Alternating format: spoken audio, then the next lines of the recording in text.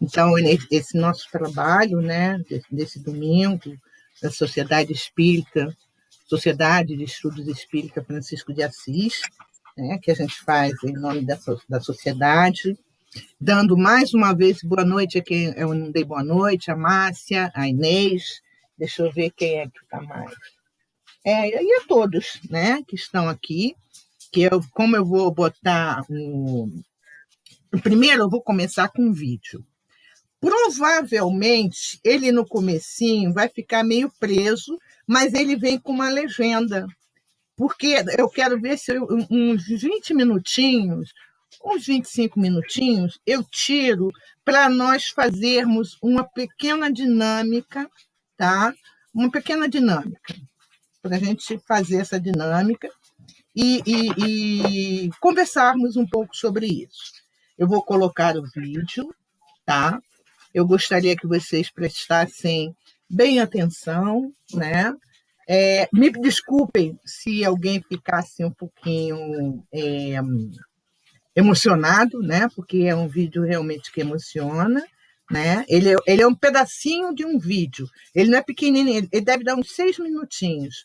Mas se tiver muito ruim, aí vocês me avisam. No começo, ele pode ser que ele pegue um pouco, mas se estiver dando para vocês lerem o que está escrito nele, já para mim já é suficiente. A música é bonita, né? A música também é bonita, mas o importante é a ideia do vídeo, o que ele traz. Então, eu vou partilhar o ecrã.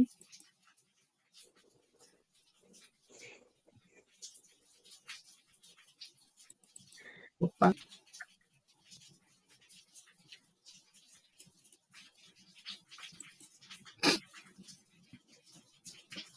Qualquer coisa no comecinho vai ficar meio ruinzinho, né? Deixa eu ver ele aqui. Algumas pessoas devem conhecer esse vídeo, tá?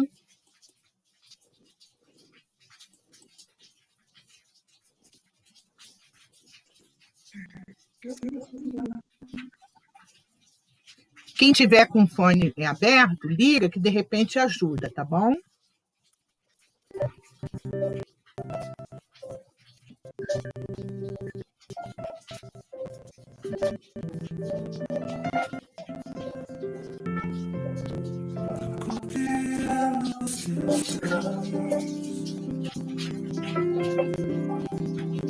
Mas te darei a minha canção, duas palavras te darei.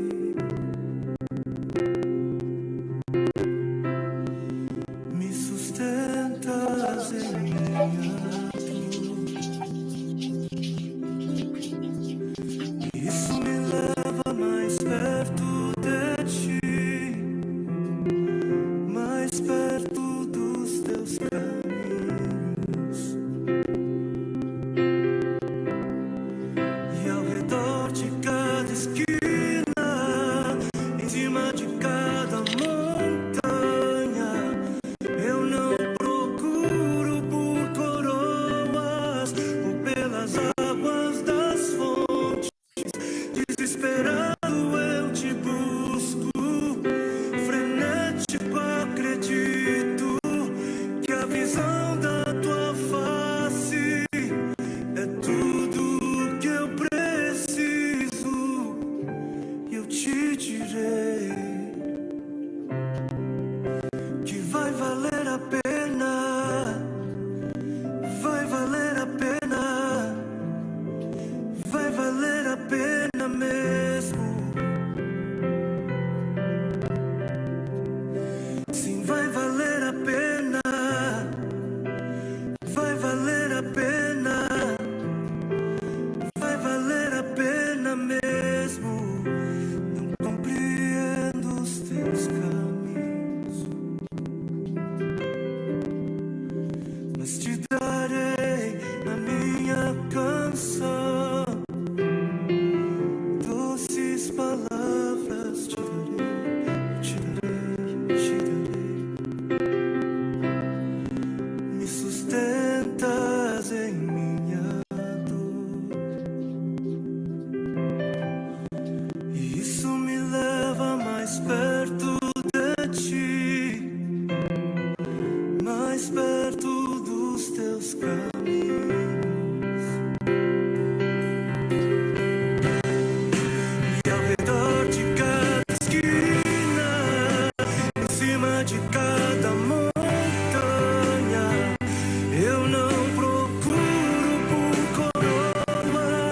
ou pelas águas das fontes.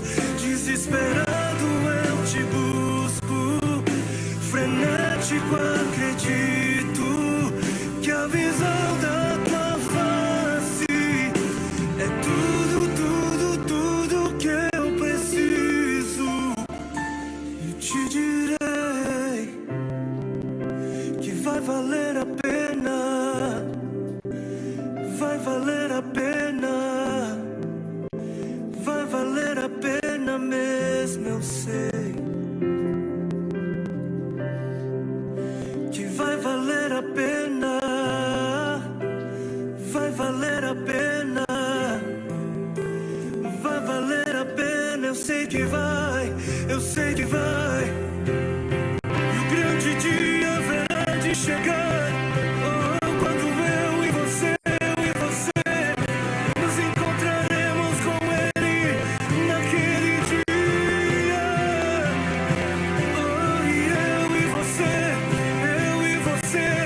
cantaremos em uma só voz a Ele, a Ele, a Ele.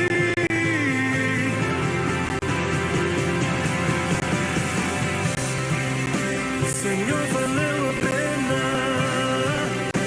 Senhor, valeu a pena, Senhor, valeu, valeu, valeu, valeu, valeu. Senhor, valeu a pena, Senhor, valeu a pena. Eu haverei de cantar ao meu Senhor quando o grande dia chegar. Quando o grande dia chega e Ele vem. Quando o grande dia chega, eu cantarei, eu cantarei, eu cantarei. Jesus,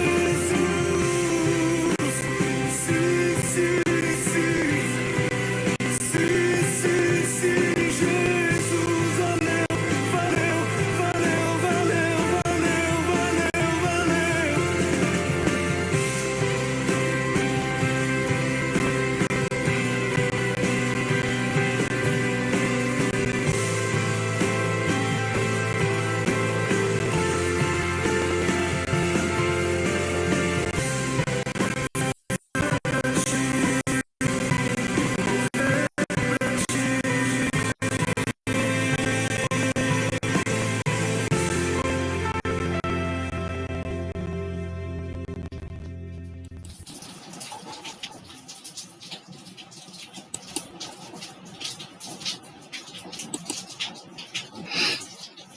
E aí, deu para ver alguma coisa? Quem quiser falar, pode falar. Eu já conheci esse vídeo, é a primeira vez que eu vejo. Mas ele é forte demais, né? Um dilema moral, né, gente? Né? É um Como é que a dilema gente moral lida com mesmo. isso? É um dilema moral. E as coisas da vida estão do jeito que são e não tem como você desviar, porque se ele desviasse, né? Se ele desviasse o trem, todos morreriam. Ele salvaria o filho dele, mas todos morreriam. Aí a gente sabe que se aquela criança, nós espíritas, estava ali naquele momento, é porque era a hora dela, né? E que, de alguma forma, ela ia perecer de outra maneira, né? Mas é uma escolha. Qual é a coisa certa a fazer? Ah, você falou na palavra que eu queria falar, é o que a gente vai falar. É o que eu vou perguntar para cada um. Vou começar com você. Vamos lá, então, Carmen. Entre as escolhas que você tem feito na vida, dê uma nota de 1 a 5 e diga por quê. Para todos, tá? Boa noite, Marcelo.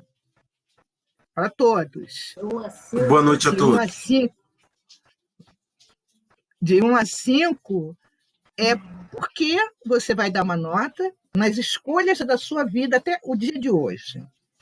E por que você dá essa nota para você? Desculpa pegar você. Caramba!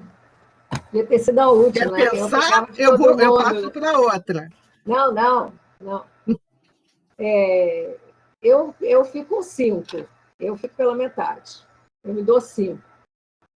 Porque no grau evolutivo que eu me encontro, que eu entendo... só um minutinho que eu vou fechar aqui o trabalho.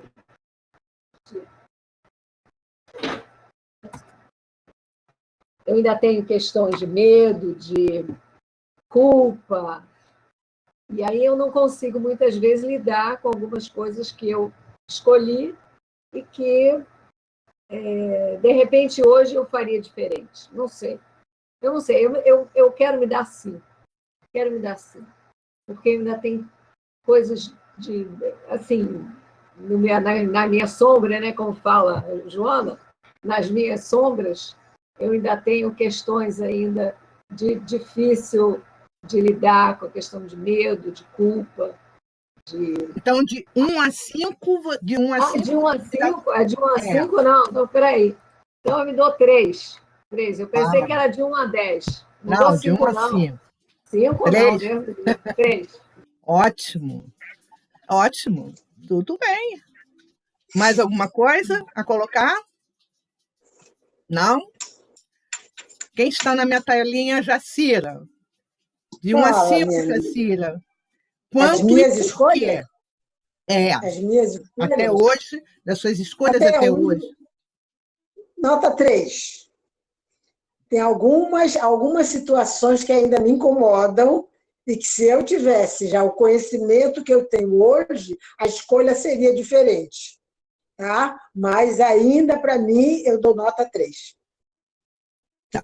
E Vocês ainda tem entendem? algumas coisas que estão para ser trabalhadas. E que, se tivesse que... A consciência que eu tenho hoje, se eu tivesse, quando aconteceu determinadas situações, eu já teria uma atitude diferente, uma escolha diferente. Que, na época, eu fiz uma escolha equivocada. Certo. Ana Brito.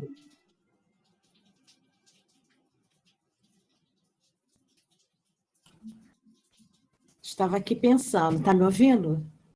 Pode falar. Estava aqui pensando, realmente tem muitas escolhas que nós fazemos e que agora, com o entendimento que nós temos, falando de mim, né? Eu não faria essa escolha, entendeu?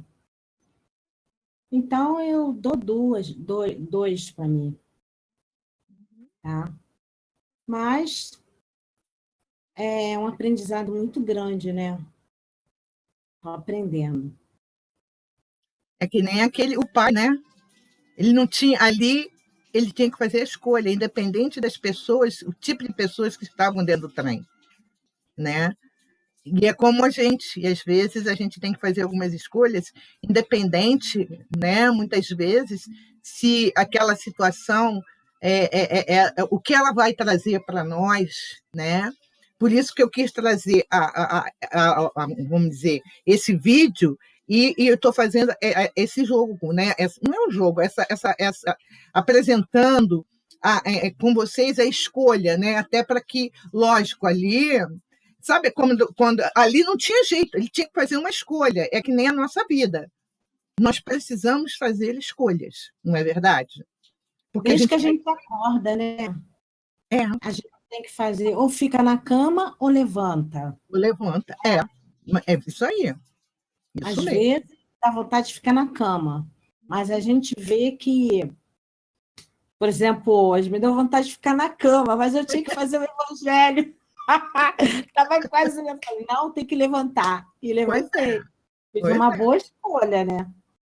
Mas tem outras escolhas que, depois passando, fala, pô, eu não deveria agir assim. Deveria ter agido de outra forma, mas ainda bem que mais à frente eu soube contornar, entendeu? Mas aprendizado. Entendeu? Contornei e deu uma resolvida, mas fica a louça, ela fica trincada, entendeu? Ela mas não foi aprendizado, Ana? Você não pode Oi? tomar você não pode tomar como um aprendizado? Ah, sim, um aprendizado muito grande, Pois é, entendeu? Foi um aprendizado muito grande. pois é, né? Maria Inês, de 1 a 5, as suas escolhas. Olha, adiante das escolhas que eu fiz na minha vida, eu sempre tive muitas decisões, sabe? Nunca fiquei muito titubeando, não.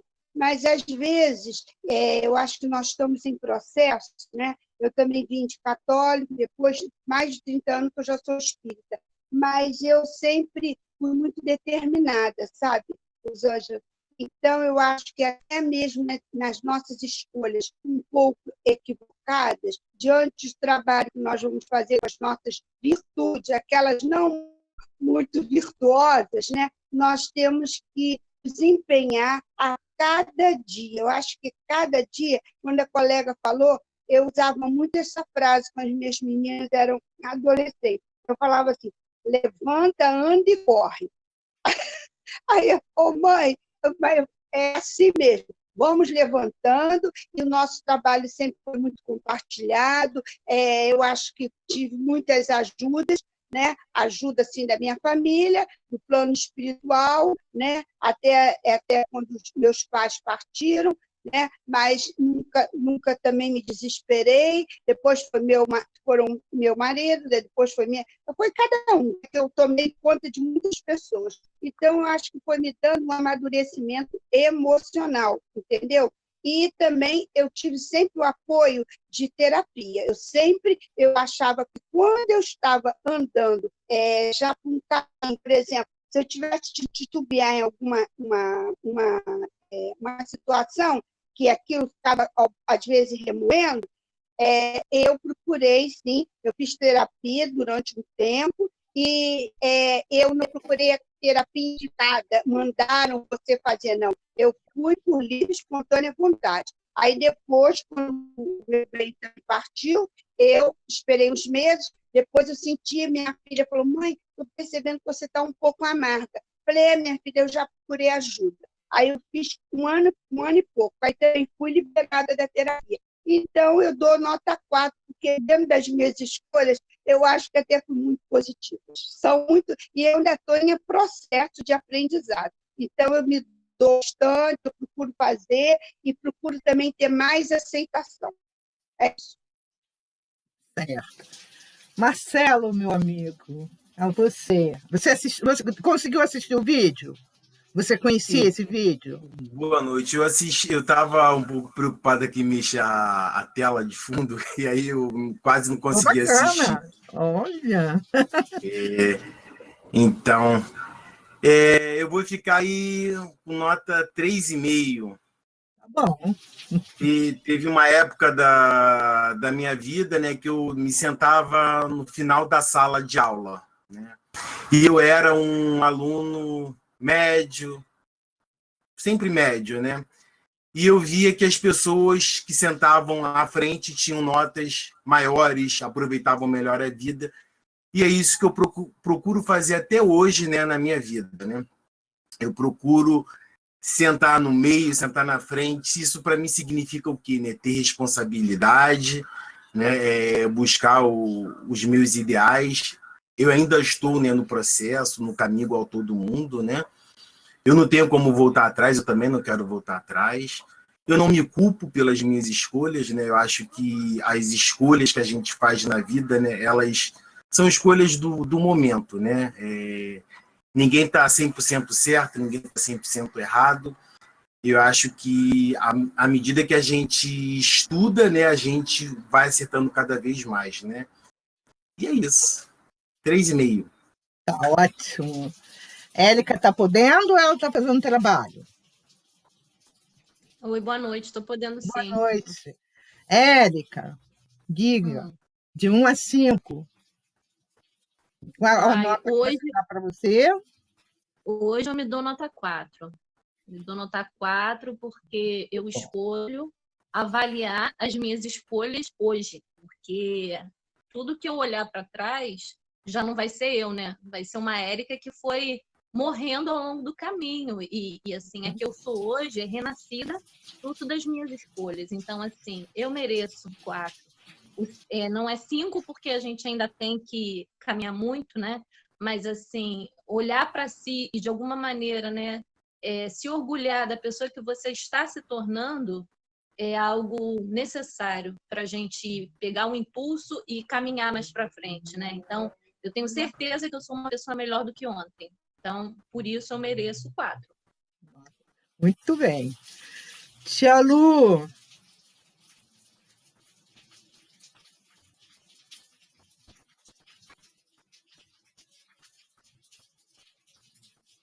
eu pensei que você tinha ido embora.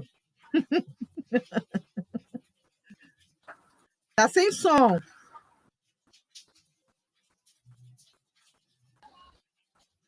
Eu fiquei vendo o vídeo e pensando, meu Deus, como é que a gente escolhe uma coisa dessa, né? Como é que a gente consegue, né? Se tratando de um filho único. Aí eu fiquei imaginando que as minhas escolhas não são nada perto da escolha dele. Mas como eu ainda tenho algumas questões e algumas dúvidas, eu me dou 3. Houveram escolhas que talvez não reflita quem eu seja hoje, mas que no momento da escolha foram muito importantes e que, de uma certa maneira, foram falhas. Então, eu tenho que admitir que hoje eu não faria mais, já tenho o conhecimento e sei que não faria aquela escolha, mas em algum momento eu fiz. Então, por isso, eu ainda estou no 3, caminhando para o 4, e o 5 vai até o final para chegar. Vai esperar mais um pouquinho para chegar nele. Isso mesmo. Mas vai chegar. Vai chegar. Claro que vai chegar. Lógico. Márcia, boa noite, querida. Boa noite. E aí? Então, como todo mundo falou, né? A vida é um aprendizado. Nós estamos aprendendo. Eu acho que quando a gente olha para o passado, a gente consegue enxergar o quanto a gente mudou. Em relação assim, aos filhos, eu ainda tenho muito apego aos meus filhos, né? Tenho muito medo em relação a eles. Que aconteça alguma coisa, que eu perca eles. Em relação a mim, não. Eu estou preparada. Eu acho que estou, né? Não tenho medo da morte, não. Mas mexer com os filhos, né? Eu não sei, eu ainda não consegui ultrapassar essa fase, né? Que a gente vai se encontrar depois. Eu sei que a gente vai se encontrar, né? Mas é uma coisa muito forte ainda para mim. São os filhos. E eu acho que eu já faço alguma diferença, porque eu escuto muito que as pessoas falam assim, você é o alicerce da sua família. Eu acho que isso é uma coisa boa, né? Porque eu sou a mais calma, eu sou mais sensata, eu converso mais, né? Eu que mantenho as coisas tranquilas, né? Eu acho que isso já foi uma grande mudança interior que eu conquistei. E agradeço muito ao Espiritismo. Eu sempre estou agradecendo ao Espiritismo, né? Porque é através do Espiritismo que a gente foi aprendendo, né? Pelo menos eu. Que abriu o leque, né, para mim. É isso, eu acho que a nota ainda é 3. Ainda tenho muita coisa para aprender. Tá certo, tá certo. Mas é bom, nossa mãe, perdoe, né? Acho que eu falei com todo mundo, e então eu vou partilhar agora o texto para a gente estudar, tá? Vamos lá de novo, vamos ver aqui. Deixa eu ver aqui. Mas deixa eu ver onde é que ele está aqui, o Kindle, trabalho, Kindle.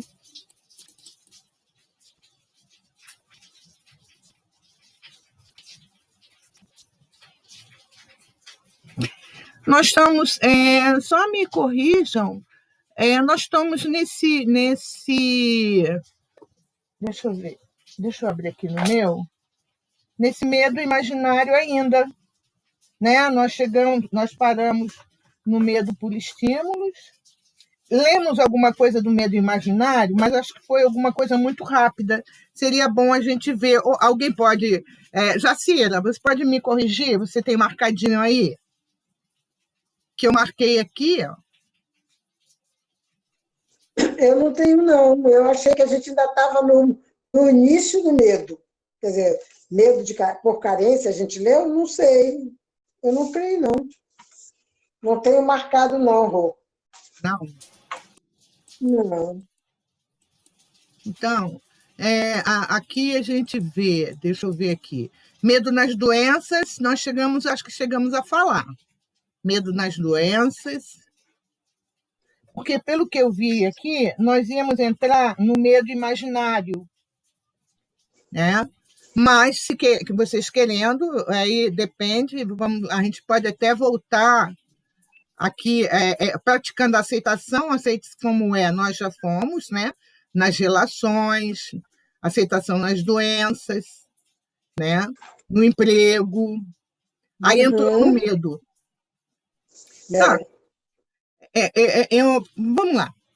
O medo é o grande sabotador dos sonhos e da capacidade de viver plenamente, né? E é muito interessante porque o que acontece? Se muitos de nós deixássemos tomar pelo medo, não conseguiríamos fazer algumas escolhas. O que vocês acham só desse trecho aqui que eu gostaria que alguém falasse? Pode ser você, Jacira. Que medo é o grande sabotador dos sonhos e da capacidade de viver plenamente. O que você acha?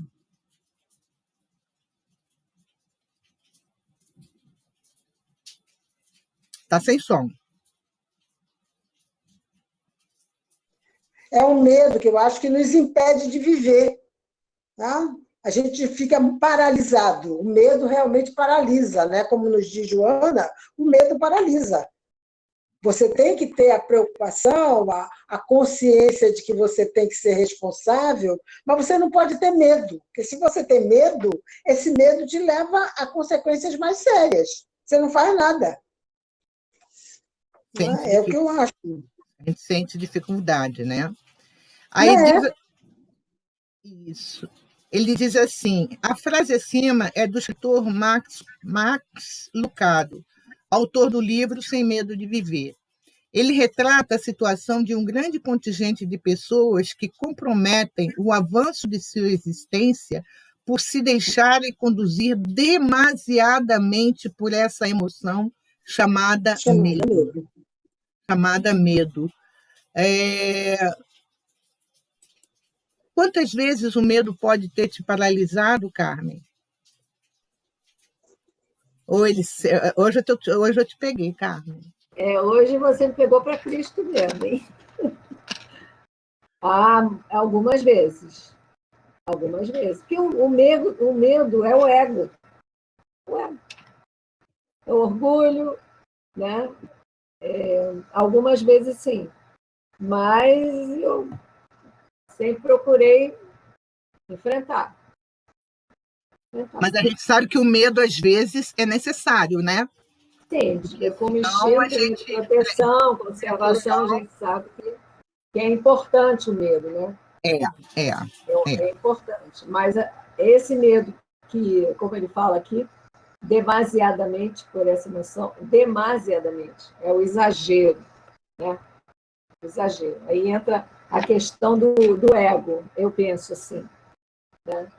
Porque vai que não dá certo, vai que vão achar, como é que eu vou ficar, e, enfim, essas questões aí eu acho que permeiam, principalmente quando se é mais jovem, eu penso, né?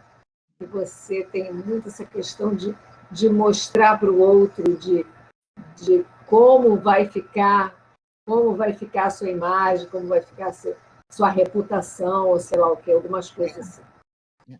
E aí, às vezes, a gente, com esse medo, a gente impede, vamos dizer, de enfrentar, Sim. mas o enfrentar muito mais para que o nosso ego não seja ferido, nem a gente não Isso. passe por certas situações, né? E Isso. do que o aprendizado próprio, né? Às Sim, vezes a sim. gente, né?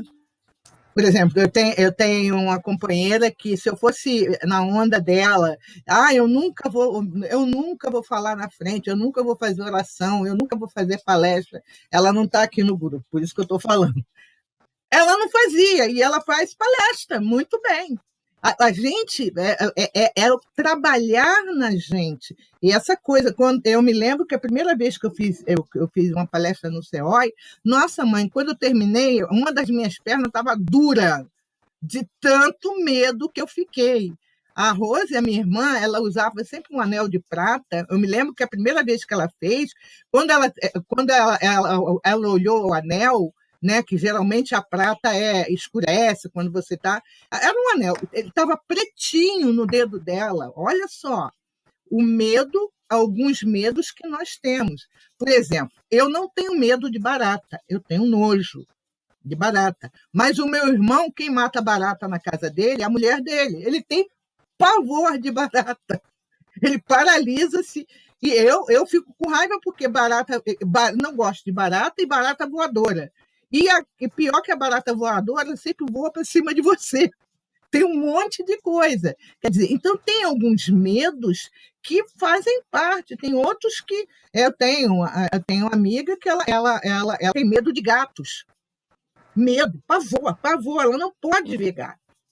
Com certeza, a gente vai ver aqui, se não é nessa vida, pode ter sido em algum outro momento, num passado, né, que aconteceu, como ele vai dizer aqui. Ele diz assim, a Jazão Camargo: em meu outro livro, sobre educação dos sentimentos, realizamos um estudo sobre 5 emoções básicas do ser humano, no dizer do terapeuta alemão Erich Berne, que são medo, ira, tristeza, alegria e afeto. Colocamos ali que o medo é uma reação natural diante de uma ameaça real ou imaginária, que tem uma ameaça real e tem aquela ameaça imaginária. Eu acho que, por exemplo, na hora que eu for fazer um estudo, uma palestra, quem tem medo vai ficar mudo, não vai conseguir falar nada, não vai conseguir concatenar nada, né? Mas é algo assim, se você se sente assim, eu coloco para as pessoas, se você estudou, se você está preparado, lógico, o medo é normal, gente. Até hoje, eu ainda, quando eu vou falar, ainda tenho medo. E tem momento, às vezes, que eu estou tão ansiosa que eu arranjei um manejo. Quando eu vou pegar o microfone na mão, eu boto o microfone por cima da outra mão, porque a mão fica assim, eu fico tremendo. Até eu entrar, equilibrar, aí tudo bem. Mas tem. E isso é bom, porque senão você vai e enfrenta tudo. Né? Eu acho até que eu falei, tem pessoas que dizem assim, eu tenho o corpo fechado. Falei, passa no lugar que está tendo um assalto com uma R15, não vai funcionar corpo fechado ali, não. Não vai nessa de medo, porque não vai dar, não. Né? Então, são situações que a gente tem que prestar muita atenção mesmo, né? Ele coloca assim, colocamos ali, no livro que ele tem, no outro, Educação dos Sentimentos, que o medo é uma reação natural diante de uma ameaça real ou imaginária, como eu já falei. Por isso, o instinto de conservação impele sempre o indivíduo para a preservação de sua vida diante de certos perigos. É um instinto de preservação. Né? Eu estou vendo essa cena aí que o Marcelo colocou atrás, me parece, não assim, aquela pedra ali, é Pedra do Sino, Marcelo? Qual é? Onde é que é? Essa pedra aí eu acho que é Pedra do Pombo Sentado, é uma coisa assim, é insana. É onde? Fica em Casimiro de Abreu. Entre Casimiro de Abreu e Macaé, eu acho. Ah, tá. Porque aqui tem a Pedra do Sino, era um caminho que eu queria fazer com o Fábio, né? Que a gente fazia trilha, eu adoro trilha, aquela coisa toda. Mas se mandar eu subir numa pedra segurando numa corda, não vou. Não vou. A primeira vez que eu andei aqui no Parque Nacional é maravilhoso, né? Porque é Teresópolis, mas é maravilhoso. Tem uma trilha sob a copa das árvores. Gente, as pernas tremiam. Depois eu fui fenomenal. Quer dizer, é muito bom. Eu só vou até onde eu acho que está dando. Nunca andei numa montanha-russa, porque eu tenho pavor de montanha-russa. Principalmente aquela montanha-russa, depois que inventaram o tal do looping, acabou. Eu falei, agora que eu não vou mesmo. Né? Quer dizer, então são instintos de preservação. Né? Eu acho fantástico. Tem um lugar, não sei onde que tenha com uma roldana, que você desce com uma roldana. Tem um nome, eu não lembro qual é o nome. Mas eu vou ter que tomar uns Rivotril para poder descer naquilo ali, porque realmente tem o medo, é um instinto de preservação. É claro que a gente tem esse receio, né? E é interessante, por exemplo, eu vou citar até um exemplo para vocês, que agora estou aposentada, não tem problema. Né? Na polícia, quando eu tinha que fazer a prova de tiro, eu era um 0. O que tinha de colega que atirava no meu alvo me salvava. Quando eu não tinha que fazer a prova, eu ficava sozinha, eu atirava no alvo inteiro. Olha só a emoção. Tanto como eu falei para vocês, eu não uso arma, eu não tenho porte de arma porque eu não permiti que colocasse. Porque, ao mesmo tempo que eu falo que eu tenho medo, ao mesmo tempo eu posso ser atrevida. Entende? Porque você, às vezes, você pode estar numa situação de medo, é o medo, mas, ao mesmo tempo, a preservação, você vai e comete um equívoco maior que depois não tem como voltar atrás. E aí? Como é que fica? Né? Então, a gente isso acontece mesmo, né? E aqui ele diz assim: é interessante observar, no entanto, que o medo pode se expressar de várias formas. O psiquiatra Mira e Lopes, por exemplo, citou no seu livro Os 4 Gigantes da Alma alguma dessas expressões do medo. E tem uma palestra do Divaldo, gente, maravilhosa, chamada Os 4 Gigantes da Alma. Fenomenal. Tá? Acho que é o medo, a ira, e ele cita lá, Os 4 Gigantes da Alma. Muito, mas muito boa mesmo. Aí tem o medo por carência, quando a pessoa se julga incapaz para determinadas tarefas ou quando ela é portadora de baixa autoestima e não consegue sair dos seus complexos de inferioridade e se julga feia, incompetente e insegura. Tem esse medo por carência, né? Então, também, muitas vezes, eu sempre fui muito magrinha. Hoje não, né? Hoje também não digo qual é o meu peso, mas eu sempre fui muito magrinha a ponto de ser chamada de Olívia Palito. Nunca esqueci, né? Para vocês verem. Então, eu tive momentos na minha vida com muita baixa autoestima, quando mais jovem, quando uma novinha. Então, eu queria ser muito bonita, eu tinha um processo de beleza que era diferente. Só que aquela coisa que, no fundo, não funcionava. Tanto é que, às vezes, eu sempre questionava o meu marido, e olha, eu com 40 e poucos anos, eu falava para ele, mas o que você viu em mim? Agora, olha só, eu estou de cabelo branco, eu estou de não sei o quê, eu estou assim, não me importa. Não é o que eu vi do lado de fora de você, é o que eu sinto por lado de dentro de você. Né? Então, essa coisa do trabalhar essa baixa autoestima, que muitas vezes quando jovens nos atacam muito. Por isso que eu questiono, não sei se também eu questiono, mas, de repente, por falta de conhecimento, é esse tipo de assunto a ser abordado com jovens, vamos dizer, isso é no ensino médio, na própria escola, porque eles acham, às vezes, eles querem seguir modelos de beleza, e que é uma fantasia. E muitas vezes ele olha para ele não se aceita como ele é, e ele quer ser como, acha bonito ser como Neymar, acha bonito ser como fulano de tal, enquanto, na verdade, ele tem tanta coisa boa dentro, mas a própria vida, às vezes, faz com que ele não mergulhe dentro dele e olhe as coisas boas. E aí a gente chega na terceira idade, né, o caso dos meus novinhos aí, Marcelo, Érica, né, as outras novinhas também que tem, mas a gente chega na terceira idade e a gente começa, algumas vezes, né, fica muito preocupada. Cabelo branco, cabelo isso, cabelo aquilo. Eu liberei e só comuniquei ao meu marido: não pinto cabelo. Acabou, chega. Dá muito trabalho.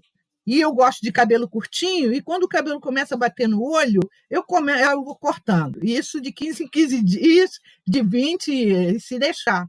Quer dizer, então, esse trabalho da baixa autoestima é necessário trabalhar o tempo todo. Você é bonito.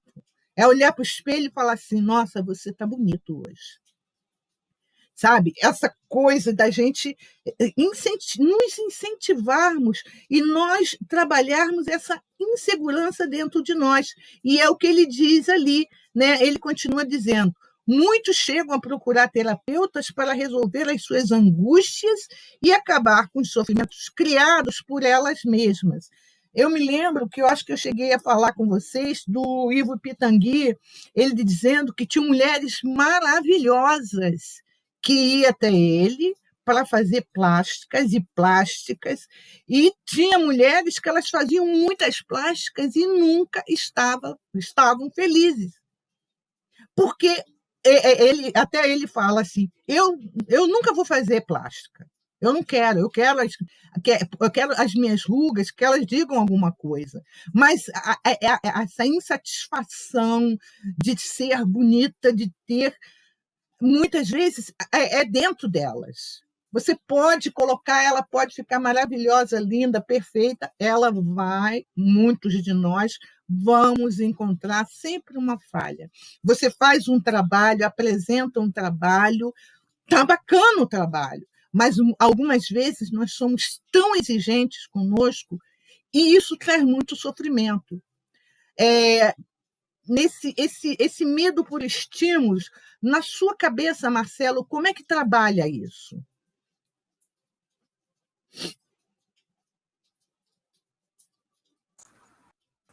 Alô? Oi, pode falar. Estão me ouvindo? Olha, falaram anteriormente aí, né?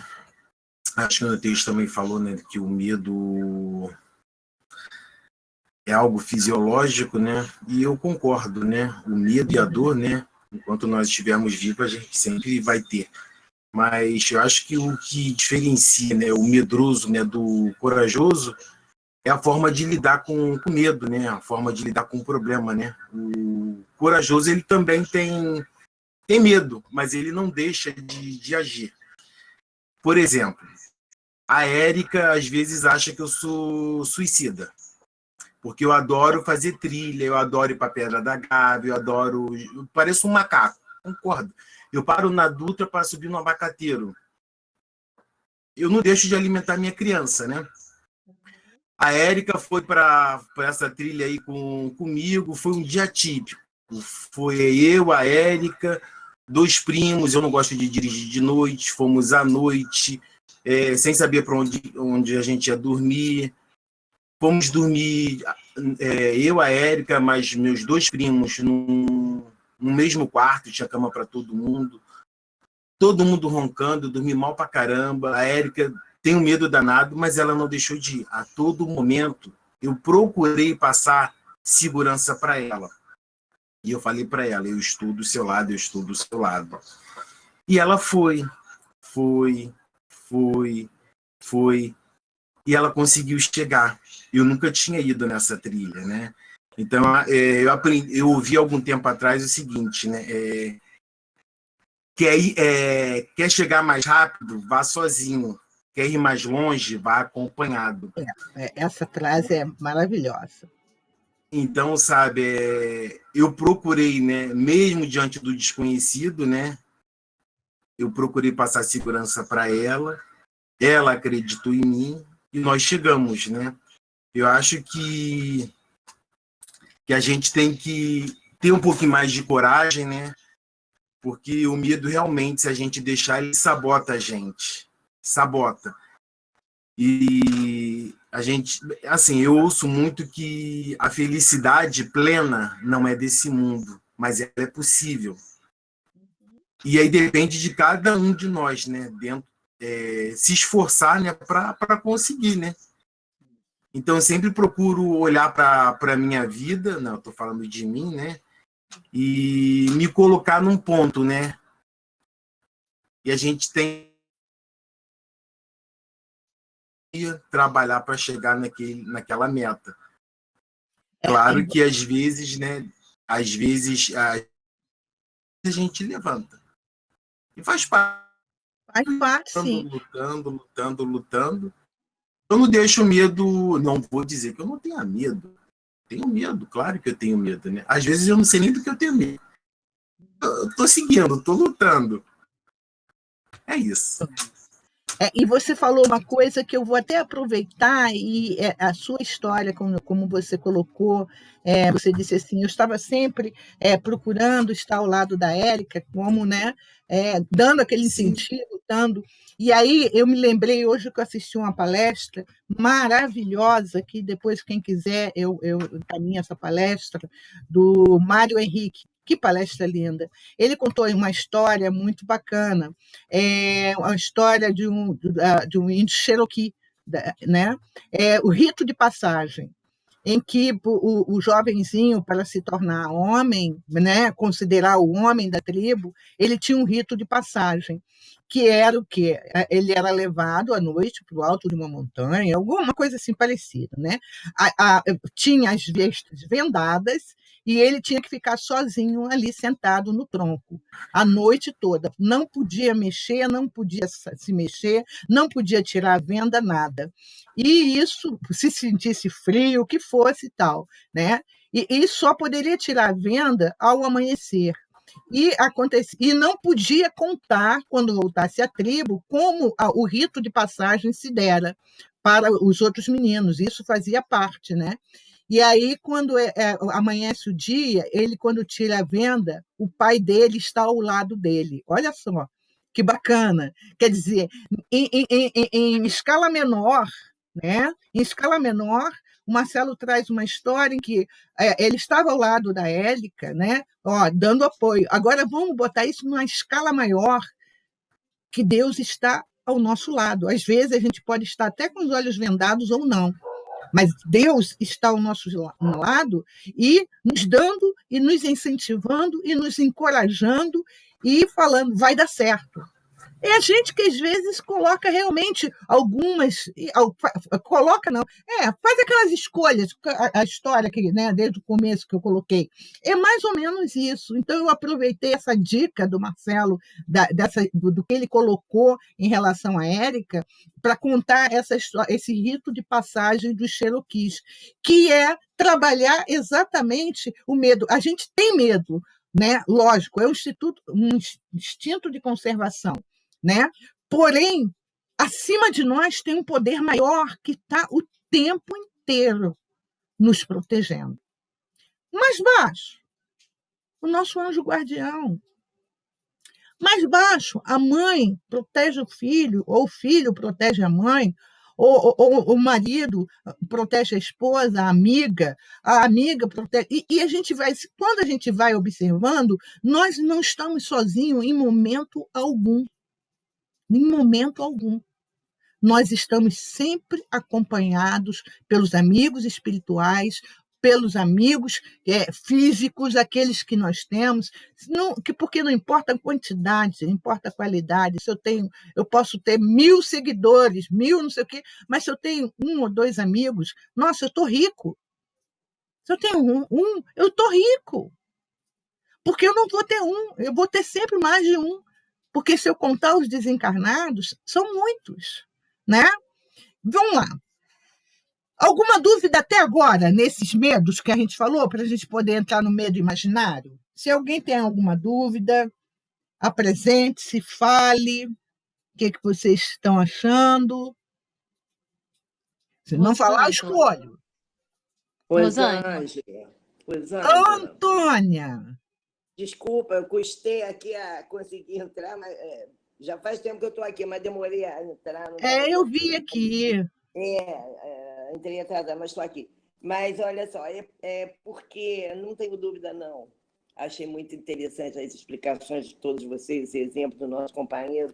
Mas essa história da gente estar sempre protegida me fez lembrar, posso contar um caso que se passou comigo? Claro, aqui a gente pode, claro.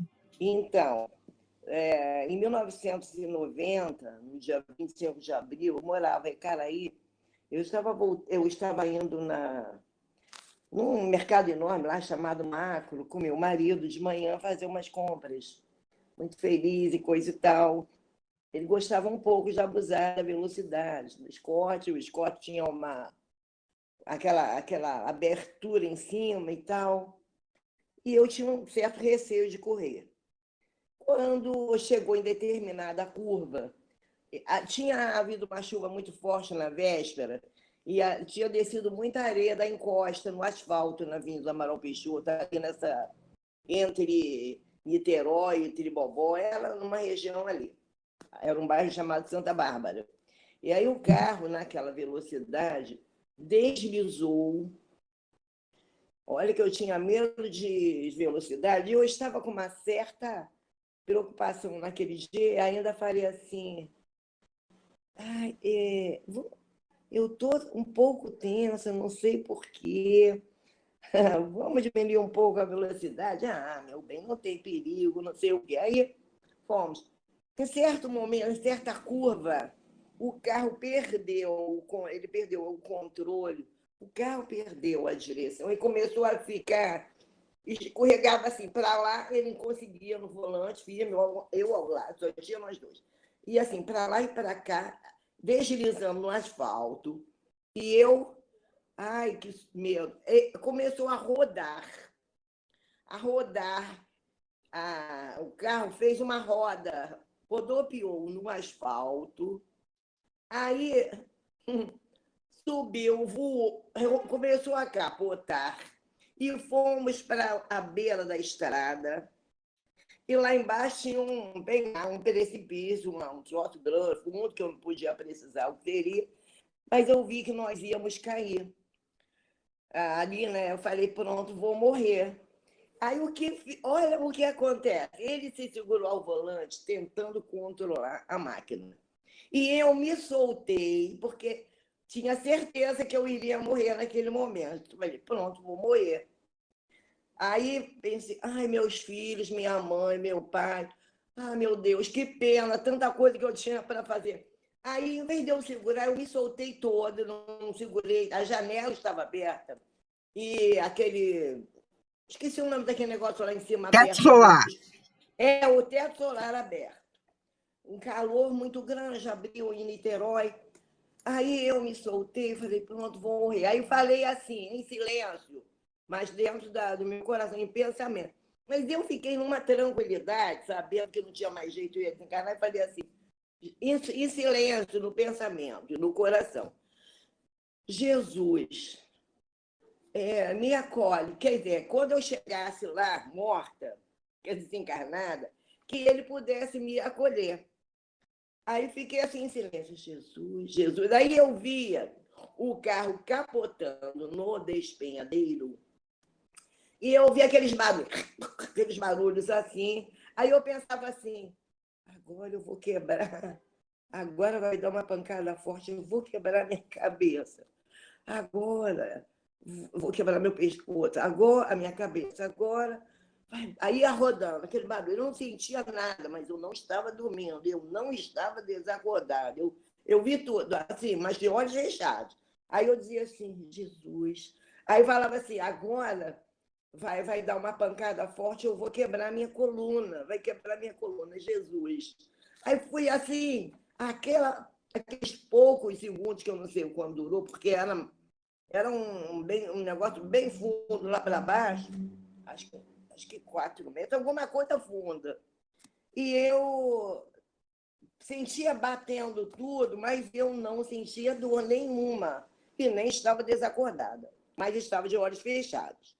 Em certo dado momento, eu vi que o carro ia parando, assim, diminuindo a velocidade na capotagem. Mas aquilo durou muito tempo no meu sentir.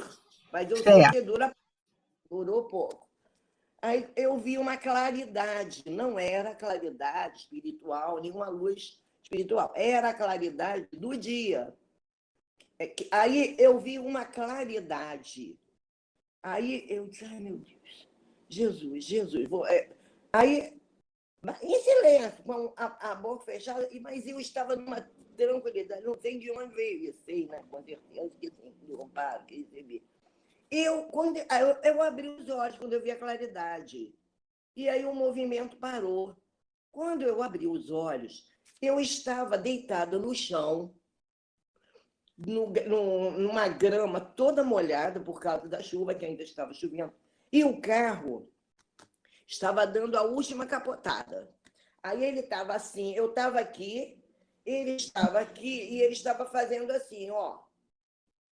Aí eu falei, meu Jesus, eu não morri lá dentro, vou morrer agora. Me ampara, Senhor, que eu achei que o carro ia cair em cima de mim e me amassar toda, ia morrer agora. Mas eu não sentia nada, e nem estava desacordado. Aí, quando ele fez assim, em vez dele cair em cima de mim, ele caiu lá em maior precipício ainda com o Tom dentro, meu marido. E aí, eu disse, agora foi Tom que morreu. Aí, quando bateu lá embaixo, pum, barulhão enorme. Aí ele saiu pelo teto solar e me gritou desesperado, pensando que eu estava morta. Mas ninguém dizia uma palavra dentro do carro, só cada um na sua, fazendo o que lhe era inspirado. Aí ele, Tônia. Aí eu estava viva e ele também. Ele pensou que tinha quebrado a coluna. E aí já desceu um monte de gente lá de cima, naquele precipício lá, dos PAD, sei lá o quê. O que você está sentindo, moço? O que você está sentindo? Eu tinha dado um arranhão minúsculo que ficou de lembrança aqui, arranhado. E eu acho que só isso. Nada. Eu falei, o que você está sentindo, moça? Eu falei, eu deitada no chão. O que o senhor está sentindo? Olha, maluquice. O que o senhor está sentindo? Eu nada, você que sofreu um acidente, eu estou sentindo a mesma coisa. Nada. Eu não sentia nada. Agora, algum anjo bendito, abençoado e mensageiro de Jesus, da espiritualidade amiga, me tirou de lá de dentro, eu não sei como sair. Não sei se foi pela janela, não sei se foi pelo teto solar. Eu não dormi, eu não desacordei, eu não me vi, eu só me vi do lado de fora. Então, olha só a proteção imensa que eu recebi. Sim, a partir daí, eu já achei que nunca mais ia andar de veículo algum. Falei, não posso mais viver na Terra, não posso mais andar de nada, de ônibus, de carro, não vou poder. Fiquei em pânico. Aí fiquei com aquele medo me acompanhando, voltei a andar de carro, mas com mais reserva, voltei a andar de ônibus, né? Também. Aí eu penso, um pânico. Aí depois eu raciocinei que se eu recebi aquele amparo dentro daquele perigo enorme, eu não seria protegida, né? Quem teria vindo em meu socorro? E aí, graças a Deus, isso aí foi em 1990, gente. Graças a Deus. É um depoimento meu para a gente saber o quanto a gente precisa ter confiança na espiritualidade superior, na proteção divina. Desculpem me alongar, gente. Desculpa. E esse medo, né? E agora a gente vai entrar nesse medo imaginário. É muito interessante esse depoimento, porque realmente qualquer pessoa pensaria isso. Eu acho que na primeira capotada eu já nossa, mãe do céu. Gente, e olha, você ainda pensou quebrando cada um. Para mim, eu já pensar. É que nem quando eu fui para Mato Grosso do Sul, a última vez, vai fazer uns 2 anos, daqui a Mato Grosso do Sul deve dar do Rio. Demorou mais tempo em São Paulo, mas de São Paulo para lá dá 1 hora e pouco, do Rio para lá 1 hora e pouco, 2 horas naquele trânsito esperando, né? Eu quase li Palavra de Vida Eterna todinho, de tanto medo que eu tenho de avião. Eu pegava o livro e lia. Lia. Eu falei, meu Deus, eu vou acabar o livro e eu não vou chegar no Mato Grosso do Sul. Com medo de avião, né? Então, essa questão, como ela fala aqui, dos medos imaginários. É o tipo de medo que tem origem na imaginação das pessoas. Esse medo imaginário que é muito complicado, né? E ele continua, Jason Camargo continua dizendo, no geral, gera muito sofrimento quando se torna exacerbado. Já aconteceu comigo, e eu acho que, não sei se alguém também falou, de eu entrar no ônibus, né, e pensar assim, esse ônibus vai ser assaltado. Esse ônibus vai ser assaltado. Aí, uma vez eu peguei o 241, quando chegou em Vila Isabel, eu desci. Não aconteceu nada com o ônibus. Eu falei, meu Deus, não pode ser assim. Mas já aconteceu o quê? De eu olhar e falei, esse ônibus vai ser assaltado. Aí sentei lá na frente e já tirei, porque eu morava em parada ideal, né? Aí eu já fui tirando o meu celular, a minha arma, já botei por debaixo do banco da frente, que eu sentei atrás do motorista, aí já deixei R$ 10 na minha mão, tal, e o ônibus foi assaltado. Eu falei, pô, eu podia ter deixado R$ 5. Eu ainda pensei nisso. Eu falei, gente, mas eu sou muito sem noção. Quer dizer, então, tem alguns medos que são imaginários e tem outros medos que a gente, como ele diz aqui, temos vários exemplos diários de medo imaginário. E olha só, os pais imaginam sempre o pior quando seus filhos retardam sua chegada em casa. Eu tinha amigas, né? E quem é mãe, claro, né? Que só ia dormir quando o filho chegava em casa. Ponto. E às vezes o filho chegava, tá acordada? Tá aí por quê? Ainda era mal criado, dava vontade de dar um peteleco na orelha, né? Mas medo imaginário, né? O hipocondríaco tem medo de doenças e sofre por isso. Verdade. Tô com dor de cabeça. Aí da dor de cabeça já vai para um tumor, do tumor já vai para não sei o quê. Tem. Isso existe. Tem medo de doenças e sofre muito por isso. É um sofrimento muito grande. O medo de sair à noite em nossos dias, realmente, né? Por exemplo, aqui em Teresópolis, para mim eu fico mais tranquila, paro no sinal, para a moto de um lado, para a moto do outro. No começo eu ficava ansiosa, hoje, tranquilo, né? Porque vindo do Rio de Janeiro, tinha muito aquela coisa assim, ai meu Deus, será que essa moto vai me assaltar? Será que essa moto vai, né? Você tem que ir trabalhando esses medos, né? Que muitas vezes é medo imaginário. Às vezes o coitado vai querer te dar bom dia. Aí você arranca com o carro desesperado, achando que vai ser um assalto, alguma coisa assim. O medo imaginário destrói as pessoas, infelicitando-as, porque o que não existe oprime mais do que aquilo que existe. Érica, dá uma luzinha nisso aqui. O que não existe oprime mais do que aquilo que existe.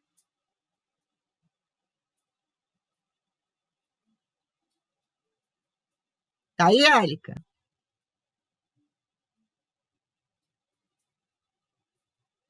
Ela vai responder. Tá certo. Obrigado, Marcelo.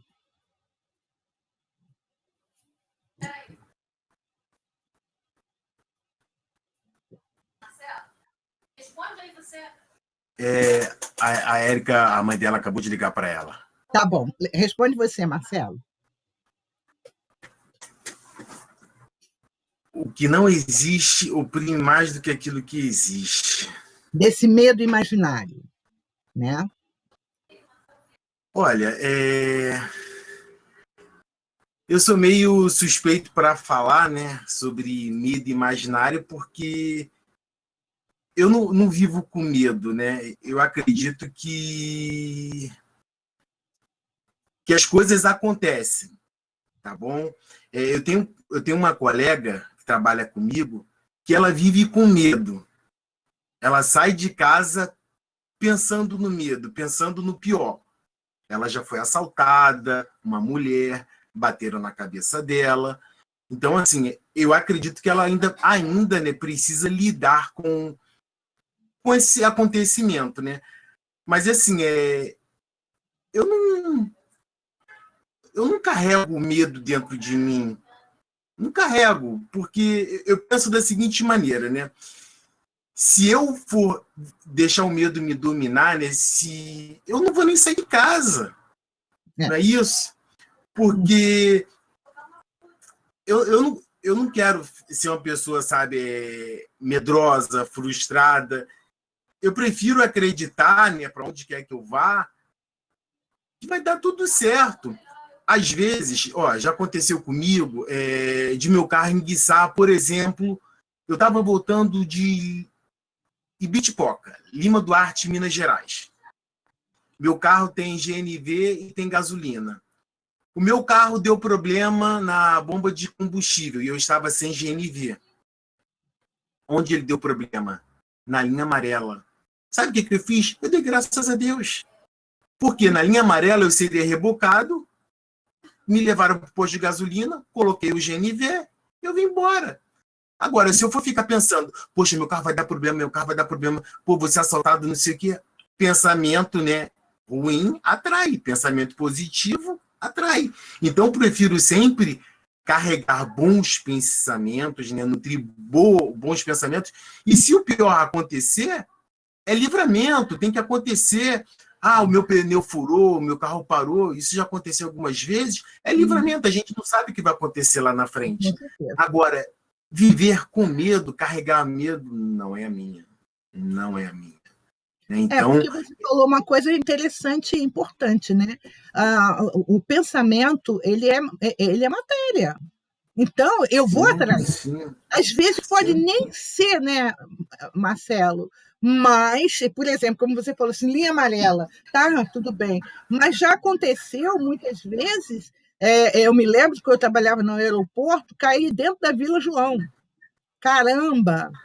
De carro, falei, 5h30 da manhã, nossa mãe, né? A gente sair, porque se muitas vezes, lógico, aquilo que a gente fala, o medo, algumas vezes, é importante para que a gente não seja atrevido. Porém, se eu fico com medo o tempo inteiro, acaba traindo.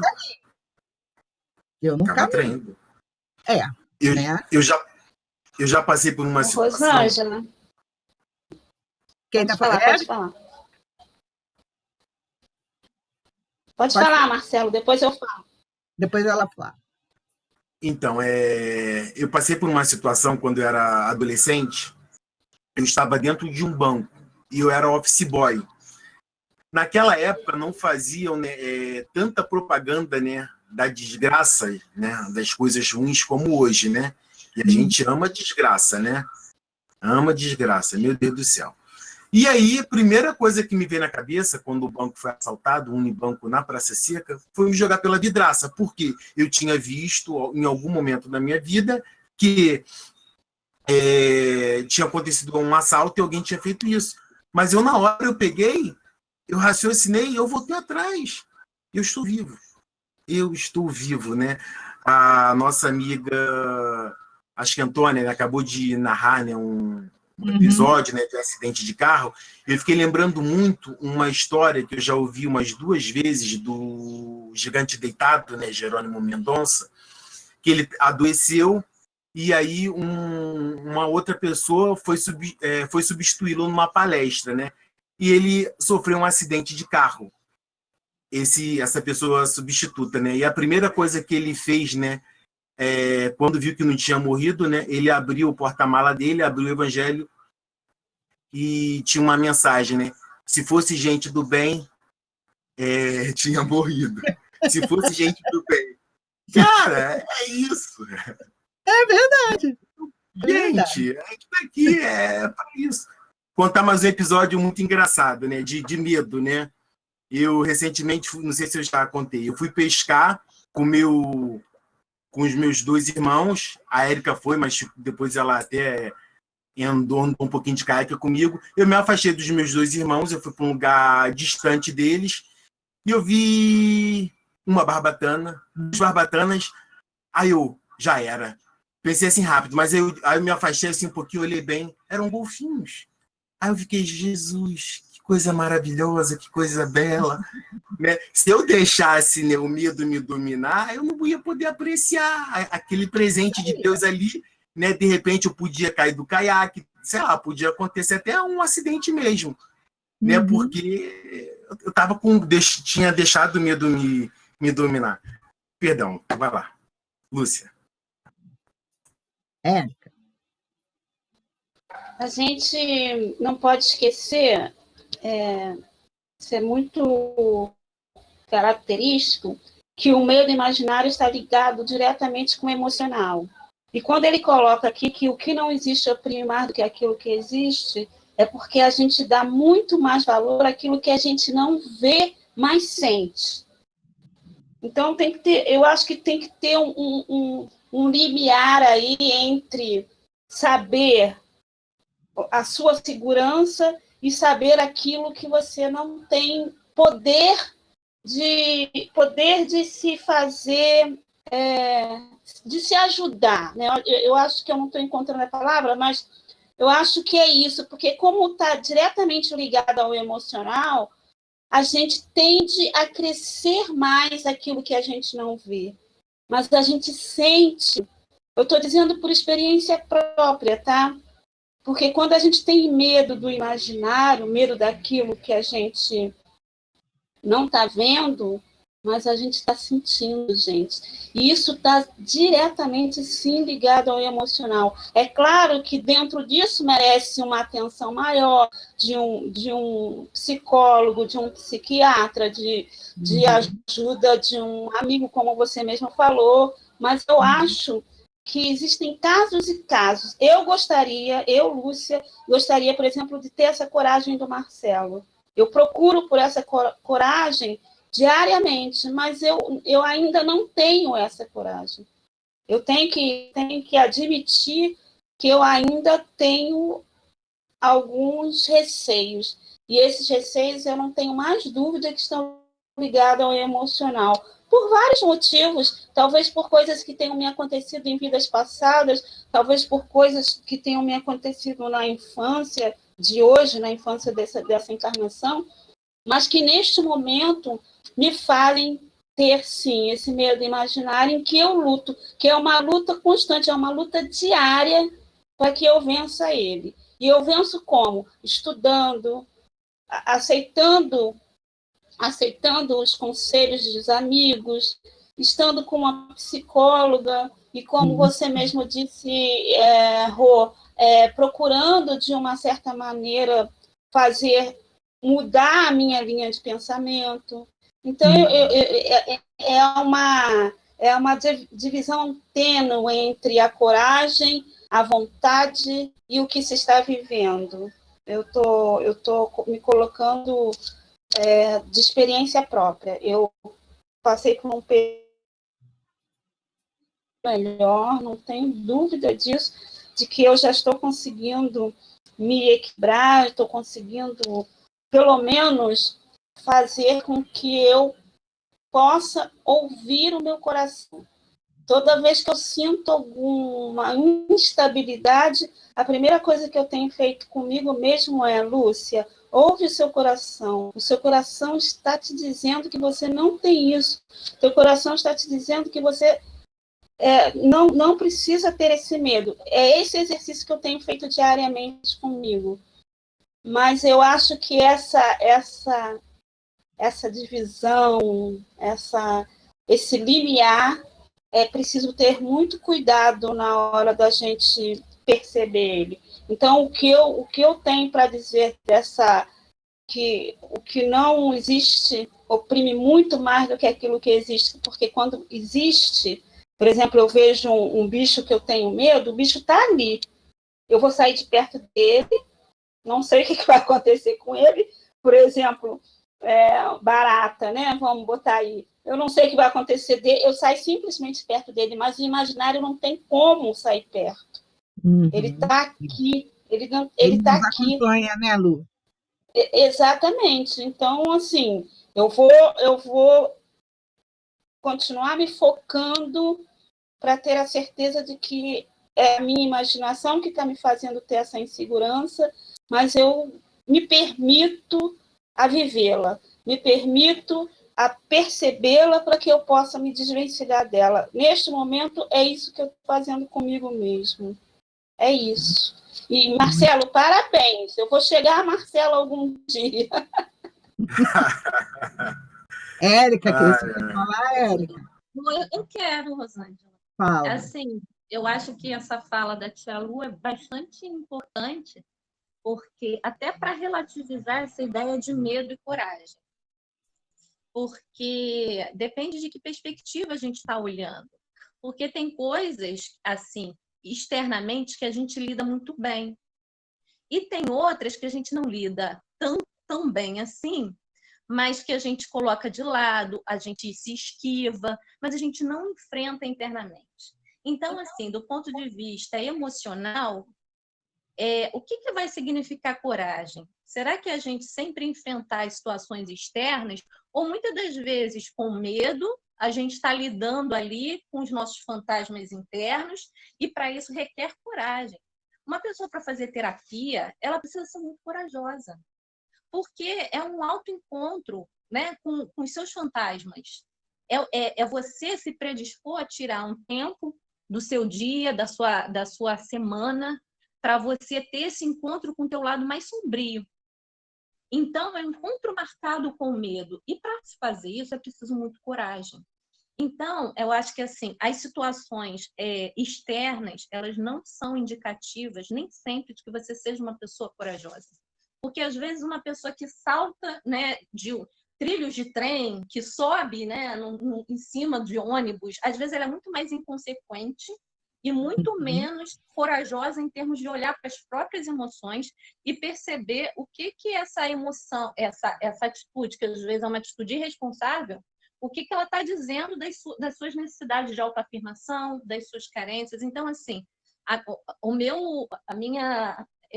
baseado também na minha própria, né, lógico, né, na minha própria vivência em relação a medo, em relação à coragem, eu acredito que o que seja, né, o marco é como eu lido com esse conteúdo que eu trago, emocional, que não é igual a ninguém, e cada um tem o seu, só cada um pode saber realmente o quanto sente. Aí a gente entra com sensibilidade que a gente desenvolve, né, de maneira da nossa própria alma, sensibilidade mediúnica, é tanta coisa junto, porque às vezes o que um sente, o outro não sente, porque não tem aqui. Então a pessoa é de boa, entendeu?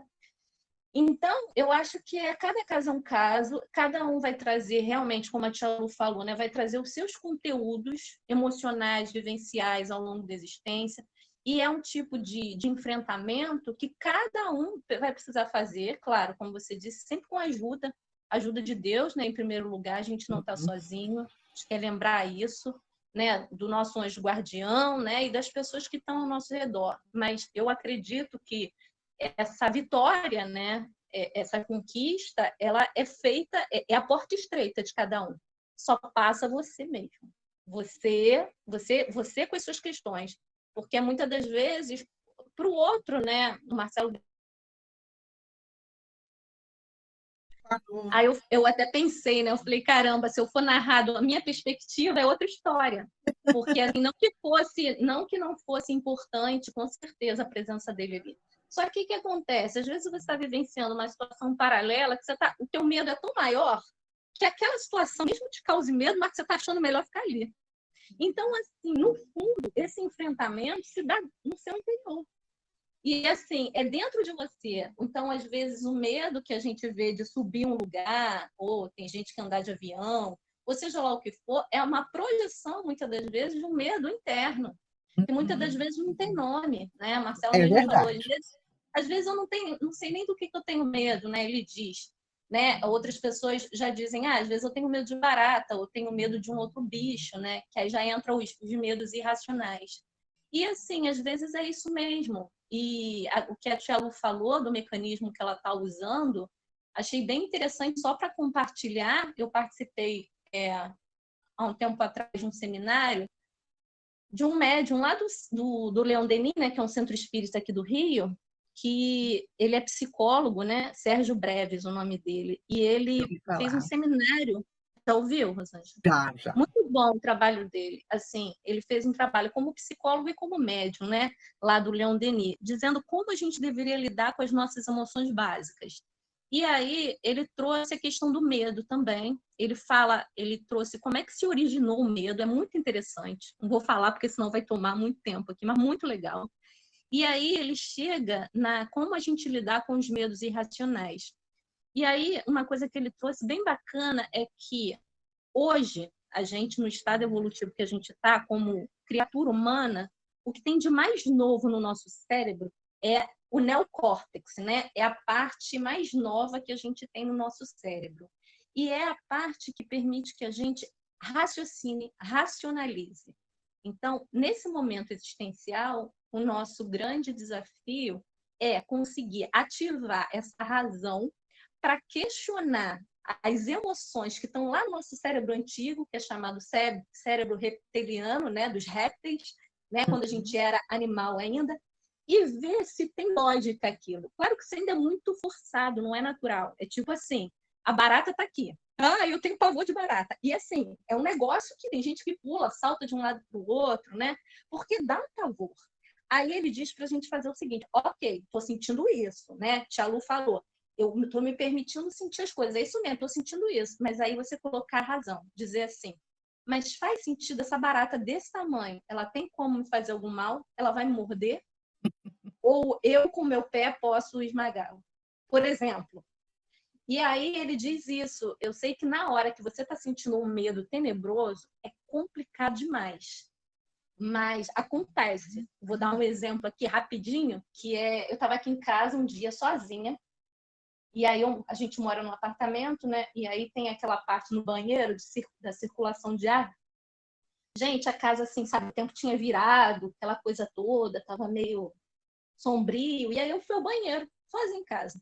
Não cheguei no banheiro, mas foi assim, eu cheio de vontade de fazer pipi. Quando eu cheguei no banheiro, eu escutei um negócio, mas assim, uma voz muito tenebrosa.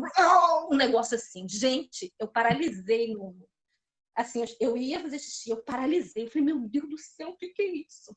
Sabe? Eu falei, gente, eu tô escutando isso. Eu fiquei com medo naquela hora. Eu falei, gente, algum espírito, alguma coisa. E eu não conseguia nem levantar, nem fazer xixi. Fiquei paralisada de pavor. Aí depois, eu falei, gente, eu preciso fazer alguma coisa. Aí depois de um tempo, eu não escutei mais nada, eu consegui levantar e vir pro quarto. Aí eu falei assim, meu Deus do céu, e agora? Eu morrendo de medo, mas era muito medo, gente. Aí eu peguei e falei assim, cara, eu lembrei de um estudo que eu, ano passado, fazendo com a Rose, né, com a sua irmã, do livro dos médiuns, né? E aí eu comecei a raciocinar assim, pô, se eu escutei, se alguém fez essa vozinha e algum espírito fez essa vozinha, eu escutei, tá se divertindo comigo. Porque que tipo de espírito é esse, né? Que vai ficar atuando? É um espírito que vai, que quer, é brincalhão. E quanto mais medo eu tiver, vai ser pior. E, pô, o que ele é? Ele é uma pessoa igual a mim, só que ele tá fora do corpo. Gente, papo de doido. Assim, eu tentando racionalizar o acontecido. Aí eu respirei fundo assim, eu falei, gente, eu vou voltar.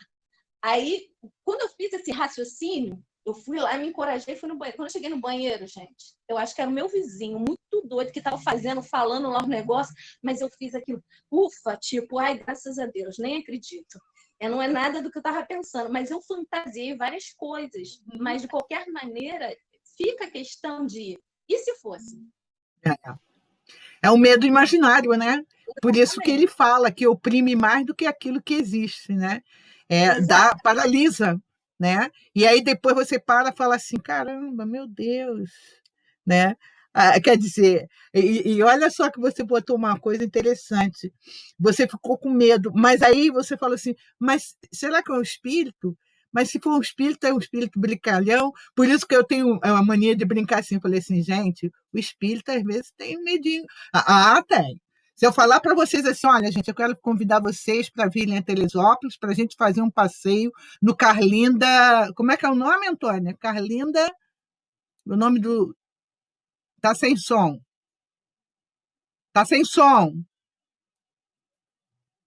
É no cemitério daqui. Falei assim,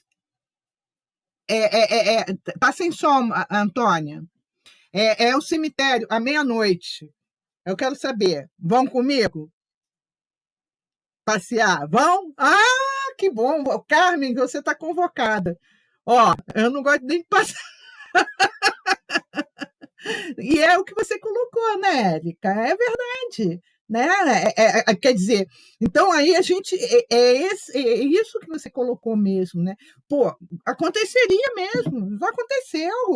Eu acho que com várias pessoas, de você tomar um susto e você falar, nossa, o que é isso? Aí começa a vir, né?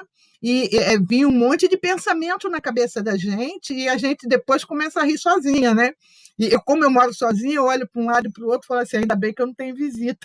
Não tem ninguém aqui olhando os meus micos, né? A minha maneira de dizer, tá? Mas foi legal, Érica. E depois, Érica, passa para mim se você lembrar de alguma palestra do Sérgio Breves, tá? Ok? Pode deixar, pode Tá deixar. certo, então. Vamos ver se a gente termina isso aqui. Por exemplo, se a pessoa tem medo de cachorro e o vê, ela poderá atravessar a rua para safar-se de seu medo. No entanto, ela não poderá se safar do medo da doença, do medo do abandono. É o que a Érica estava colocando.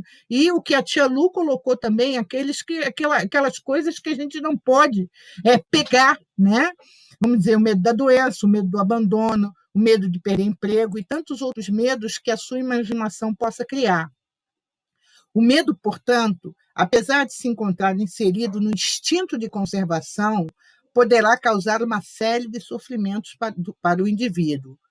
A claustrofobia, por exemplo, deixa o indivíduo muito preocupado quando terá que andar no elevador ou até mesmo no ônibus, ou ficar por algum tempo num lugar pequeno e fechado. É interessante o estudo que o Dr. José Ledoux faz a respeito da relação entre o medo e as substâncias químicas que são produzidas durante esses momentos de desconforto mental. No seu livro, O Cérebro Emocional, ele aponta, deixa eu voltar aqui, acho que eu pulei alguma coisa. No seu livro, O Cérebro, ele aponta que, numa situação de medo, o cérebro produz hormônios que aceleram o coração, aumenta a pressão arterial e contração muscular. Tudo isso em mais ou menos 1 segundo. Segundo ele, temos a produção da corticotropina, na situação de lutar ou fugir, da norepinefrina, possibilitando o cérebro ágil na ação, da dopamina, aumentando a atenção sobre a ocorrência. E aí a gente vai parar aqui, tá? Nesses hormônios, né? A gente vai parar, eu vou até anotar aqui onde nós paramos, porque o texto é longo e a gente já está terminando, né? Já chegamos no nosso horário. Eu quero a colocação de cada um de vocês, né? Mas é um texto bem rico esse, gente, muito rico mesmo esse texto, tá? Pare de partilhar, voltando. E aí, eu gostaria de uma colocação de vocês, né, que fosse breve, como vocês acharam. Evidentemente que a gente não vai conseguir falar sobre o medo todo, né? A Joana de Ângeles deve ter, e com certeza tem, muitos textos sobre o medo, né? Mas ele faz parte, está aqui na nossa vida, né? É o que cada um de vocês colocou, eu achei ótimo, né, a colocação de todos vocês, é não deixar se tomar pelo medo, né? Até como a Érica colocou agora da questão da barata, né? Eu mato a barata assim. O Fábio ele pisava. E aí, quanto mais eu reclamava, aí que ele pisava, que parecia que eu via a alma, o princípio da barata subir, que ele pisava com a força. Eu falei, para que esse escândalo? Dá um tapa nela, né? Eu mato a barata, eu sei que eu mato a barata e jogo o SBP quando eu vejo a barata não está mais no lugar, não sei nem para onde ela foi, nem sei se ela morreu, né? Então, são temas que a gente vai abordar que vai ser muito legal. É um livro muito legal e a gente vai trazer e a gente vai conversando muito sobre isso. Por isso que eu não tenho pressa, não sei se vocês têm, mas eu não tenho pressa de terminar esse livro, que eu acho que ele tem muita coisa bacana para a gente discutir. Jacira, eu gostaria de uma colocação sua. Na minha maneira de pensar, como diz o Marcelo, nós não podemos deixar o medo tomar conta da gente, né? A gente tem que ter a responsabilidade, tem que ter o sentido de conservação, não precisamos nos expor, mas não podemos deixar o medo tomar conta da gente, senão a gente não faz nada. Não faz nada na vida. Se a gente não tem medo, a gente não faz nada. É verdade, né? É aquele tal negócio. Como a gente vê, se a gente tivesse medo para andar, a gente estava andando de quatro, né? Por isso que levantava, caía, aí até a gente ter realmente que fazer. E isso em várias outras situações, né, Jacira? E a gente sabe que, como jovens, a gente com certeza cometeu alguns equívocos, aí a gente olha para trás assim e fala, puxa vida, não precisava fazer isso, mas nessa vida não se perde nada. Tudo é aprendizado. Tudo é aprendizado. Como disse, se não é livramento, é aprendizado. Aprendizado. A maioria das vezes é aprendizado. Eu gostei do livramento do Marcelo. Se não é livramento, é aprendizado. Pois é, né? Pois é. Ana Brito.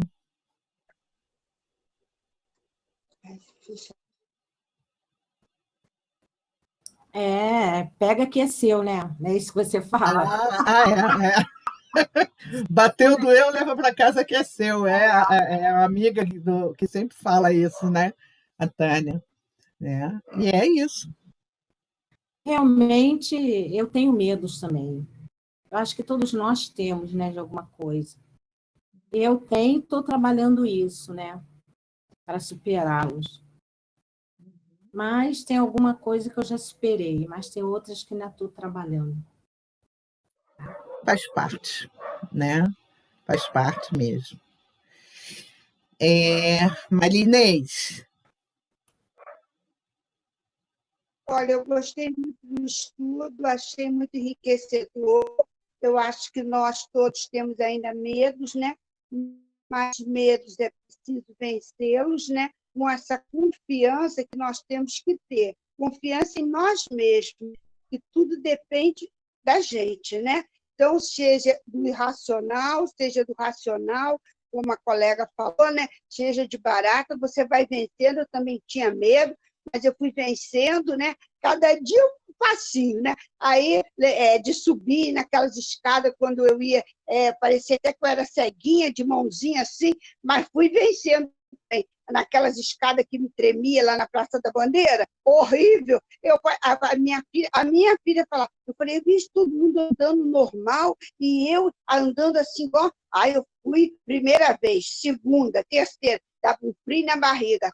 Depois eu andava direito, mas eu fui vencendo, eu mesmo, né? Tinha que vencer, eu tinha que passar ali, aí eu tinha que vencer, né? Vamos vencer. Então, essas coisas, são circunstâncias que nós vivemos, né? E que nós estamos vencendo. Às vezes, nós usamos até mecanismo, como o da barata. O que eu fiz? Antes era meu marido que eu pedia para matar. Depois, minha filha usava bota, desde pequena. Aí eu fui ensinando a Bianca a matar barata. Você vê se pode. Aí eu fui ensinando a Bianca, vai lá matar barata, aquelas baratas voam. Minha mãe, batata. A Bianca também fazia igual o marido, esmigalhado. Depois, eu ficava assim, coisa triste, meu Deus do céu. A pequena matando barato, eu aqui. Aí eu ia com a vassoura, olha, fazia um escândalo.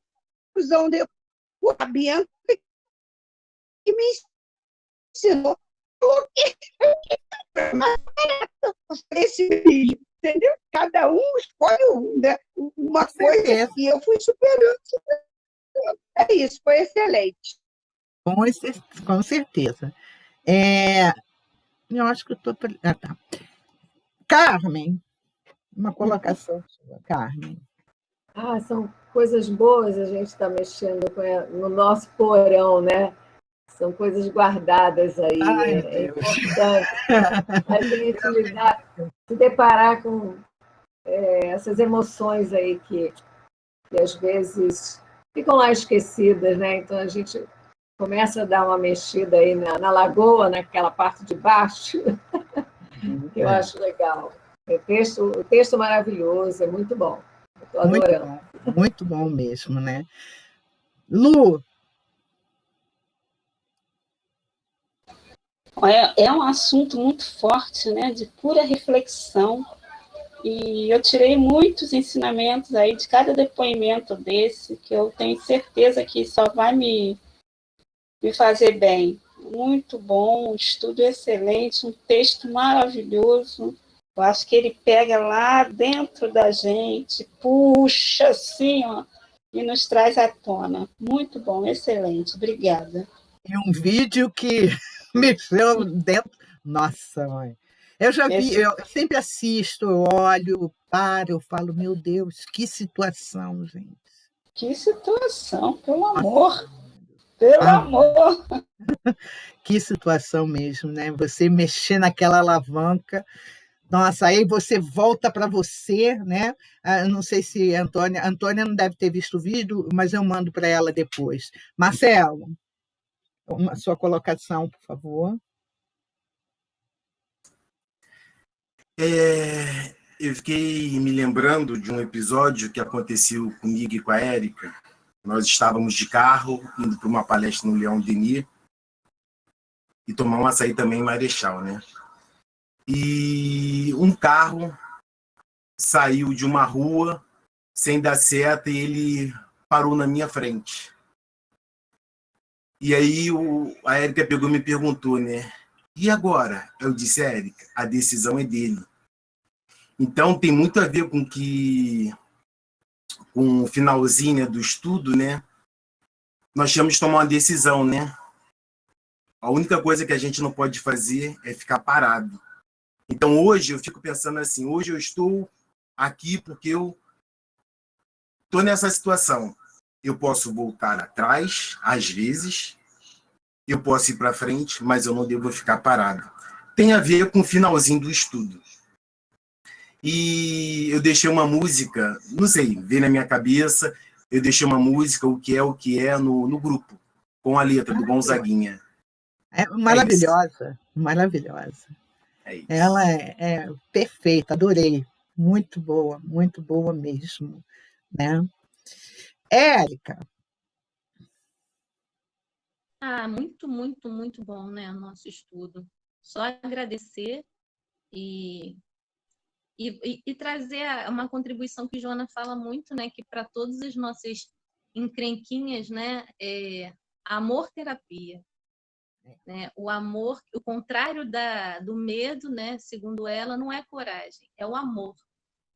Então, que toda vez que a gente sinta medo, né, que é uma coisa que todos nós sentimos, que a gente possa lembrar, né, eu acho que do amor divino, que está sempre ao nosso lado, para a gente poder se movimentar, né, quando o medo quiser nos paralisar, a gente possa tomar uma atitude acertada. E quanto mais a gente enfrenta os nossos medos, eles se tornam menores mesmo. É impressionante, né? Porque a gente tira a sombra, né, dele. Então, é isso. E eu quero desejar para todo mundo muito, muito amor mesmo no enfrentamento das sombras, né? Que a gente possa fazer brilhar nossa luz, né? E se você encontrar esse texto, algum texto de Joana que fala sobre esse amor-terapia, sobre medo, coloca para a gente, compartilha com a gente, tá bom? Tá ótimo, obrigada. Ai, que bom. Deixa eu ver quem está faltando. Antônia. Antônia, faz a sua colocação, por favor, Antônia. Então, gente, é muito importante esse estudo para todos nós. Como disse a Lu, hoje nós estão sendo mexidos os nossos porões, né? Estão descobrindo o ponto da nossa ferida, estamos descobrindo, voltando lá, visitando, né? O estudo está colocando o dedo na nossa ferida, né? Bem onde dói mais, né? Esses medos que cada um traz o seu de forma diferente. E como eu disse, é muito importante esse estudo, muito importante mesmo, e muito útil na nossa vida. E como dizem os espíritos lá na codificação, o medo é muito importante em determinadas situações para a gente não entrar em campo que a gente sabe que é campo arriscado, campo perigoso, né? Então, o medo é cuidadoso, né? É o medo cuidadoso. Eu vou sair no momento de agora. Vou sair sem máscara. Eu não tenho medo, confio em Deus. Mas a gente aprende, livra-te dos ares, que eu te livrarei dos males. Então, é um cuidado, como dizem os espíritos, a gente precisa ter este cuidado diante das coisas que oferecem perigos reais. Mas a gente ter medo por tudo, ter medo por medo, é uma coisa desnecessária, então, que só nos atrapalha, né? Que a gente...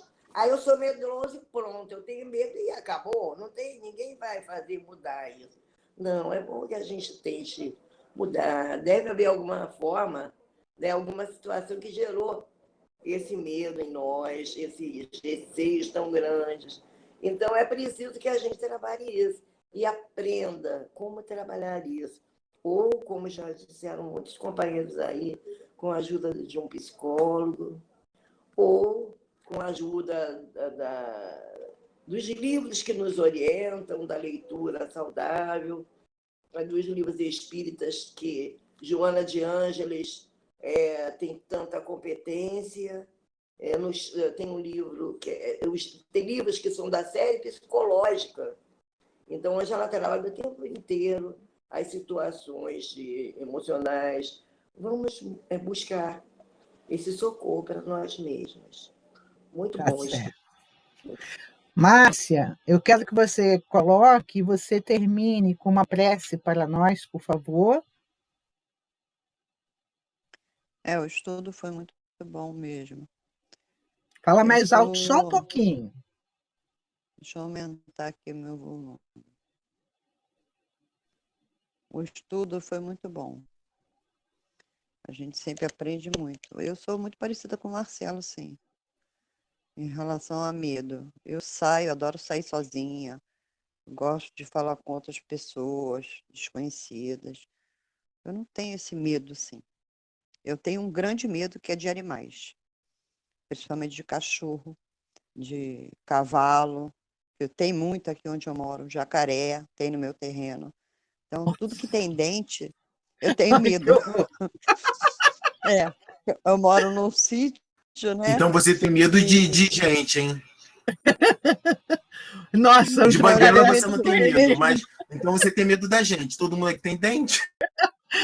Não, de animal, né?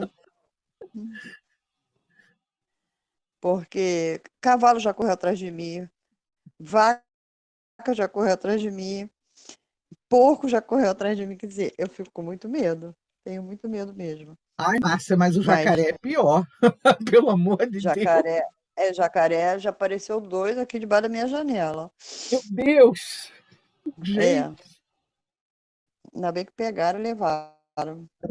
Mas tem muito aqui onde eu moro, um monte de jacaré. Mas tem que conviver, né, com eles. Mas eles têm medo da gente. A sorte é essa, né? Não vou perguntar para ele, não.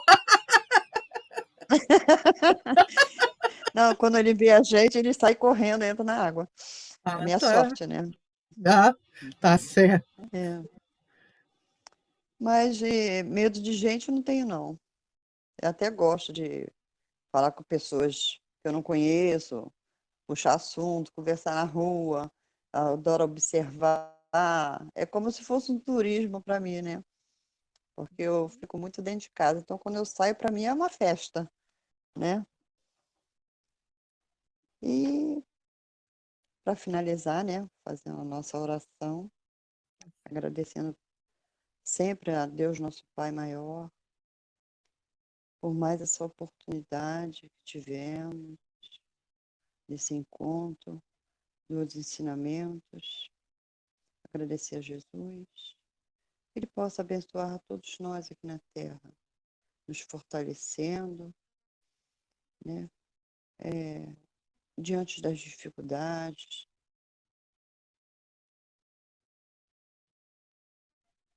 desse momento em que o planeta está passando, que Ele possa amparar todos nós, tanto encarnados como desencarnados. E que a Tua luz, Pai, possa encher nossos corações, e que possamos ter mais empatia, mais amor, principalmente ao nosso próximo. Obrigada, Senhor. Só tenho gratidão. Graças a Deus. Graças a Deus. Só um momentinho.